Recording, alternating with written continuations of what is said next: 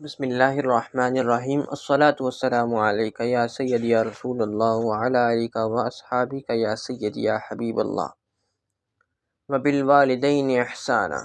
قرآن مجید میں اللہ تعالیٰ فرماتا ہے اپنے والدین کے ساتھ حسن سلوک سے پیش آؤ، اور حدیث مبارکہ میں رسول اللہ والدین کے ساتھ نیک سلوک اور صلح رحمی کا جو بیان فرماتے ہیں، آئیے جانتے ہیں۔ حضرت ابو ہریرہ رضی اللہ تعالی عنہ سے مروی ہے کہ ایک شخص رسول اللہ صلی اللہ علیہ وآلہ وسلم کی بارگاہ اقدس میں حاضر ہوا اور اس کے یا رسول اللہ صلی اللہ علیہ وآلہ وسلم، لوگوں میں سے میرے حسن سلوک کا سب سے زیادہ حقدار کون ہے؟ آپ نے فرمایا تمہاری والدہ۔ انہوں نے عرض کیا پھر کون؟ آپ نے فرمایا تمہاری والدہ۔ انہوں نے فرمایا پھر کون؟ آپ نے فرمایا پھر تمہاری والدہ۔ انہوں نے عرض کیا پھر کون؟ آپ نے فرمایا پھر تمہارا والد ہے۔ 3 بار درجہ ماں کا اور 1 درجہ والد کا، لیکن اس سے کہیں پر بھی یہ چیز ثابت نہیں ہوتی کہ والدین میں تفریق کی جائے، کہ اپنے باپ کی عزت نہ کی جائے اور صرف والدہ کی عزت کی جائے۔ حضرت ابو ہریرہ رضی اللہ تعالیٰ عنہ حضور نبی کریم صلی اللہ علیہ وآلہ وسلم سے روایت کرتے ہیں، رسول اللہ نے فرمایا اس کی ناک خاک آلود ہو، پھر اس کی ناک خاک آلود ہو، پھر اس کی ناک خاک آلود ہو۔ پوچھا گیا یا رسول اللہ صلی اللہ علیہ وآلہ وسلم وہ شخص کون ہے؟ فرمایا جس نے اپنے ماں باپ میں سے کسی ایک کو یا دونوں کو بڑھاپے کی حالت میں پایا اور پھر ان کی خدمت کر کے جنت میں داخل نہ ہو گیا۔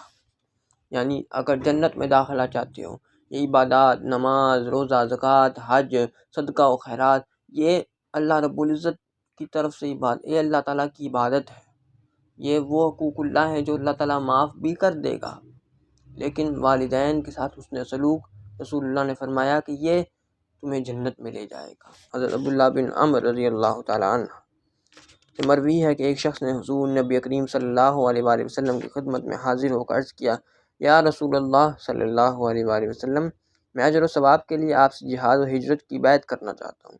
آپ نے فرمایا کہ تمہارے والدین میں سے کوئی زندہ ہے؟ انہوں نے عرض کیا ہاں میرے دونوں زندہ ہیں۔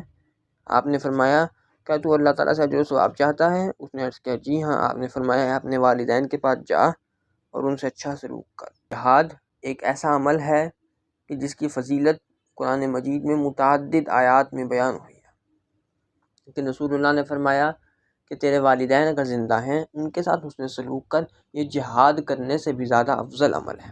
حضرت ابو امامہ رضی اللہ تعالیٰ عنہ روایت کرتے ہیں کہ آدمی آیا اور اس نے عرض کیا یا رسول اللہ والدین کا اپنی اولاد پر کتنا حق ہے؟ آپ صلی اللہ علیہ وآلہ وسلم کے تاریخی الفاظ سنیے گا۔ آپ نے فرمایا وہ دونوں تیری جنت بھی ہیں اور دوزخ بھی ہیں، یعنی ان کی خدمت کر کے جنت حاصل کر لو یا نافرمانی کر کے دوزخ کے مستحق ہو جاؤ۔ پھر حضرت عائشہ صدیقہ رضی اللہ تعالی عنہ مروی ہوتی ہیں کہ حضور نبی کریم صلی اللہ علیہ وآلہ وسلم نے فرمایا رحم عرش معلق وابستہ ہے، اور یہ کہہ رہا ہے کہ جس نے مجھے ملایا اللہ تعالیٰ اس سے ملائے، اور جس نے مجھے کاٹا اللہ تعالیٰ اس سے کاٹے۔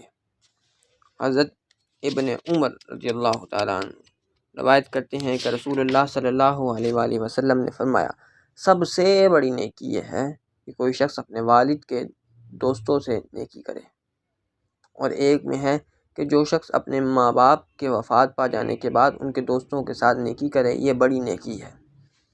حضرت جاہمہ رضی اللہ تعالیٰ عنہ روایت کرتے ہیں کہ جہاد کا مشورہ لینے کے لیے میں حضور کی بارگاہ میں حاضر ہوا۔